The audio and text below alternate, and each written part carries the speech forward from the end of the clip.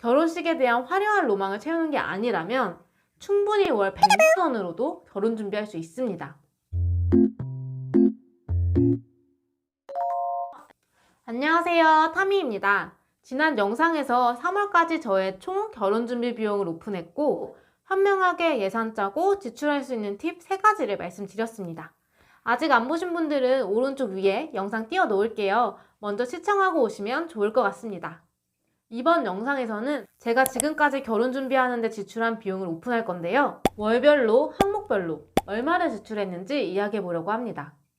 근데 혹여나해서 미리 말씀드리는데 저는 이 영상이 결혼 장려 영상이 되었으면 좋겠다는 생각으로 만들고 있습니다. 제가 이제 30인데 주변을 돌아보면 돈 때문에 결혼을 미루거나 아예 포기하는 친구들이 많아요. 내가 무슨 결혼이냐, 돈도 없는데. 네, 이렇게 이야기하는 거죠. 그럼 저는 이야기를 해주고 있습니다. 나는 여유있게 1년 동안 결혼을 준비했고 넉넉 잡아서 한 달에 100만 원씩 썼다. 결혼식 비용으로 1200만 원 정도 잡고 시작하면 충분하다. 여기서 신혼여행 비용은 별도인데 축의금 들어오는 걸로 신혼여행 갈 거 생각하면 된다. 이렇게 이야기해주면 진짜 그 정도면 되냐고, 기본으로 뭐 3천만 원, 5천만 원 이렇게 드는 거 아니냐면서 놀라더라고요. 결혼식에 대한 화려한 로망을 채우는 게 아니라면 충분히 월 100만 원으로도 결혼 준비할 수 있습니다. 우리 MZ세대들 모두 돈 때문에 결혼 포기하지는 말자고요. 지금부터 제가 어떻게 얼마를 썼는지 이야기해 보도록 하겠습니다. 이제 막 결혼 시작하시는 분들, 결혼식 올릴 때까지 어떤 과정을 거치고 또 얼마나 돈을 쓰는지 감 잡으실 수 있을 겁니다. 미리 말씀을 드리면 저는 남편하고 21년 4월에 3천만 원을 가지고서 먼저 경매로 내 집 마련을 했습니다. 이때 800만 원 정도 가전 가구를 구매했습니다. 그리고 7월부터 본격적으로 상견례부터 결혼 준비를 시작했습니다. 제 가계부 영상 보신 분들은 아시겠지만 저희 부부는 완전하게 경제력을 합쳐서 제가 돈 관리를 하고 있습니다. 이렇게 해야 새는 돈이 없어서 저축률을 높일 수 있거든요. 그래서 결혼 준비 비용도 뭐 남자가 낸다, 여자가 낸다 이런 거 없이 공동 비상금 안에서 해결하고 있습니다. 가장 먼저 6월에 상견례를 했습니다.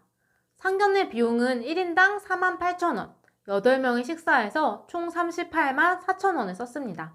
저희는 양가 부모님께 처음 인사드릴 때는 부모님들이 밥을 사주셨어요. 그래서 상견례 식대는 저희가 지불했습니다. 상견례 준비할 때 고려해야 될 거는 식당의 위치, 금액, 메뉴예요. 보통은 시댁과 친정의 중간 위치로 잡는 게 좋은데요.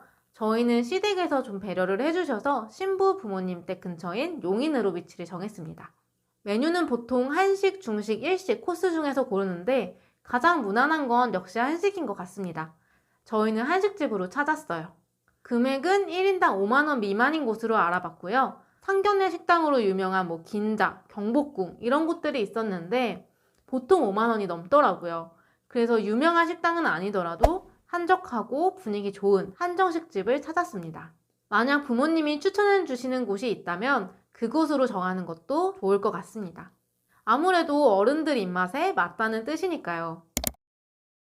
상견례는 모든 결혼 준비 과정에서 가장 중요하다고 할 수 있는 시간이에요. 그렇기 때문에 별탈 없이 즐거운 상견례 자리를 만드는 팁 3가지를 이야기해 드리겠습니다. 첫 번째, 상견례 중에 중요한 90% 정도는 미리 정해두어야 평화로운 상견례 자리를 만들 수 있습니다. 특히 예물, 예단, 날짜 뭐 이런 예민한 문제들은 반드시 미리 신랑 신부가 서로 생각을 맞추고 부모님께도 말씀을 드려 놓아야 해요. 부모님께 피드백도 받고 그걸 반영해서 어느 정도 윤곽을 다 잡아둔 뒤에 상견례를 해야 합니다. 이 외에도 가족마다 예민한 주제가 있을 수 있잖아요. 상대 가족이 꺼려할 만한 주제를 미리 우리 부모님께 말씀을 드려 놓아서 상견례 자리에서는 일체 그런 주제가 식탁 위에 오르지 않게 해야 합니다. 그럼 무슨 이야기를 해야 할까요? 미리 부모님들 고향이나 뭐 취미, 그리고 형제 자매에 대한 이야기를 부모님께 말씀드려 보세요. 식사 자리에서 가벼운 대화 주제로 꺼내기에도 좋고 상대방을 이해하고 대화를 나누는 데도 좋습니다. 마지막 3번째로 정말 중요한 자리이니만큼 사전 방문해서 룸은 프라이빗한지, 돌잔치 같은 게 있어서 시끄럽지는 않은지, 음식 맛은 어떤지 확인해 보세요. 서빙도 한번 살펴보시면 좋을 것 같아요. 상견례 자리는 서로가 너무 조심스럽고 중요한 자리이기 때문에 정적이 자주 생깁니다. 이걸 어색하지 않게 막아주는 게 서빙이에요. 꾸준히 자주 음식이 들어오면 그 음식 이야기를 할 수도 있고 음식 세팅하는 동안은 잠깐 정막이 생겨도 괜찮거든요. 그리고 별거 아니지만 좌석도 어떻게 앉을지 한번 생각해 보시면 좋습니다. 보통은 여자 쪽 부모님이 안쪽에 앉는다라고 하더라고요. 7월에는 플래너와 계약을 하고 웨딩홀을 예약했습니다. 저는 일단 웨딩홀부터 잡아야 할 것 같아서 3군데 정도 직접 방문 예약을 해서 상담을 받아봤는데요. 너무 선택지가 많은 거예요. 그래서 플래너를 알아보기 시작했습니다. 플래너를 구하실 때는 2가지 방법이 있을 것 같아요. 검색으로 찾는 것과 지인 소개. 검색으로 플래너를 찾을 때는 블로그, 인스타그램, 네이버 카페에서 플래너 후기를 찾아보시고 마음에 드는 플래너에게 직접 카카오톡이나 인스타그램 DM으로 연락하셔서 방문 상담 일정을 잡으시면 됩니다. 특히 다이렉트 결혼준비, 제이웨딩 이런 웨딩 카페들은 후기를 쓸 때마다 포인트가 쌓이는 시스템이라서 후기가 굉장히 많이 쌓여 있습니다. 이런 곳에서 정보를 찾으시면 편하실 거예요. 검색이 귀찮고 잘 모르겠다, 어렵다 하시는 분은 주변 지인에게 직접 소개를 받는 방법이 있습니다. 제가 이 경우에 해당하는데요. 주변에 결혼한 친구도 거의 없다 보니까 정말 뭐부터 해야 될지 모르겠더라고요. 유일하게 결혼한 2명의 친구에게 연락해서 플래너 2명을 소개받았습니다. 첫 번째로 약속을 잡은 플래너분을 만나보고 명확하게 딱딱 가이드 주시는 게 마음에 들어서 바로 계약을 했습니다. 그래서 만약 내 친구가 플래너를 구한다고 한다면 꼭 플래너 한 서너 명은 상담 받아보고 너에게 가장 맞는 플래너를 결정하라고 말해주고 싶습니다. 거의 1년간 같이 결혼을 준비해갈 사람이기 때문에 꼭꼭 신중하게 결정하시기를 추천드립니다. 이 플래너다 싶으면 계약서를 작성하고 계약금을 지불해야 하는데요. 계약금은 30만 원 지불했습니다. 말 그대로 계약금이라서 나중에 스드메가 300만 원이다 하면 이 30만 원을 뺀 270만 원만 지불하면 되는 시스템입니다. 업체에 따라서는 계약금이 없는 경우도 있다고 하더라고요. 플래너와의 첫 상담에서는 주로 스드메를 상담받습니다. 저는 이 첫 상담에서 스튜디오는 88만 원, 메이크업은 47만 5천 원인 샵으로 결정을 했고요.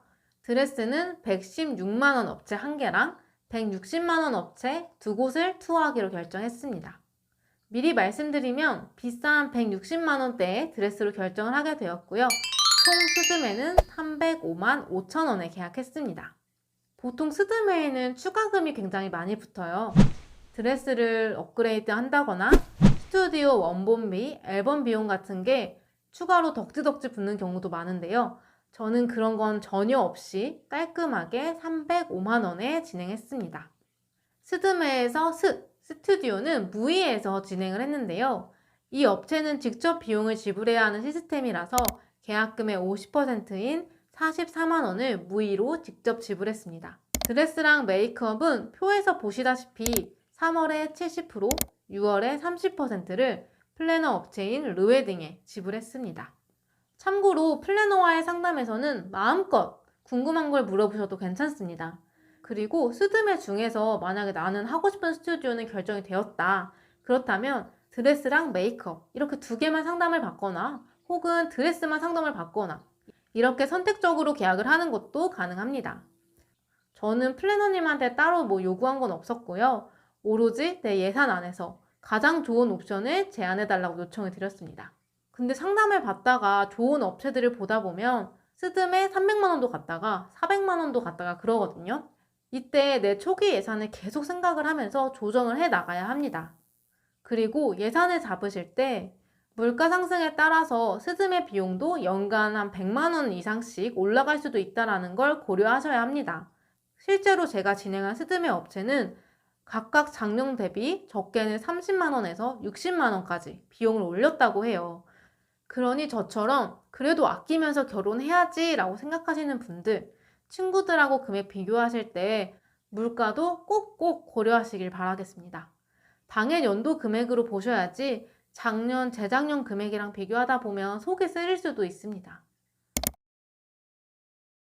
웨딩홀도 7월에 결정을 했습니다. 저는 대관료 200만원, 최소 인원 200명, 식대는 1인당 46,000원에 계약을 했습니다. 위치는 강남으로 정했고요. 남편이랑 직접 워킹으로 3-4군데 정도 방문을 해보고 플래너 추천으로 2군데 정도 더 방문을 해본 뒤에 견적과 컨디션을 비교해보고 결정했습니다. 웨딩홀은 크게 대관료, 식대와 보증인원, 그리고 기타 추가금 이렇게 3가지를 보셔야 하는데요. 제가 알아본 웨딩홀의 대관료는 7월에서 8월이 비수기이기 때문에 금액이 조금 저렴한 편이었는데도 불구하고 위치가 강남이라서 그런지 300만 원에서 300만 원, 50만 원 정도 했습니다. 식대는 보통 45,000원에서 보증인원은 250명부터가 가장 많았습니다. 제가 견적을 받아보았던 웨딩홀은 이 정도 수준이었지만 하우스 웨딩이나 호텔 예식을 생각하신다면 이것저것 해서 1,000만 원 정도 생각하셔야 할 수도 있습니다. 반면에 또 저렴하게 식을 진행하고 싶다면 시간대를 저녁 시간대로 하거나 자녀 타임을 찾거나 비인기 홀을 계약해서 대관료 없이 진행도 충분히 가능합니다. 웨딩홀을 계약하고 나면 8월부터 11월까지는 별로 돈 나갈 일이 없었어요. 그러다가 12월에 드디어 드레스 투어를 가게 됩니다. 이때 샵 한 개당 5만 원씩 비용이 들어가요. 드레스를 입어보는데 드는 비용이라고 생각하시면 됩니다. 조금이라도 돈을 아끼고자 하신다면 한 군데만 가보셔도 괜찮지만 보통 2개에서 3개 샵은 방문하는 것 같아요. 저는 110만 원대 한 곳, 그리고 160만 원대 2곳을 투어했는데요. 드레스도 금액대에 따라서 차이가 정말 컸습니다. 160만 원 드레스의 예쁨이 정말 어나더 레벨이더라고요. 특히 등 부분 지퍼 가봉이 포함되기 때문에 뒤태까지 예뻤습니다. 그래서 저는 드레스는 160만 원대의 샵으로 계약을 했습니다. 플래너님은 190만 원대의 드레스샵도 한 군데 가길 추천하셨는데요. 이건 제가 고민 끝에 거절했어요. 190만 원대 드레스를 입어보면 일단 그게 더 당연히 예쁠 거기 때문에 예쁜 거 입어보고 나면 비싸도 하고 싶어지는 마음이 생길 것 같더라고요. 그래서 제 스드메 예산인 300만 원을 넘기게 될 것 같아서 과감하게 빼달라고 했습니다. 제가 지난 영상에서 말씀드렸지만 지불할 생각이 없는 금액대는 쳐다도 안 보는 게 가장 좋습니다. 예쁜 드레스 입어만 보자 뭐 이런 마음으로 가셨다가는 생각보다 훨씬 비싼 금액으로 계약을 하고 나중돼서 후회할 수도 있거든요. 나 자신을 시험에 들게 하지 않는 게 가장 좋습니다.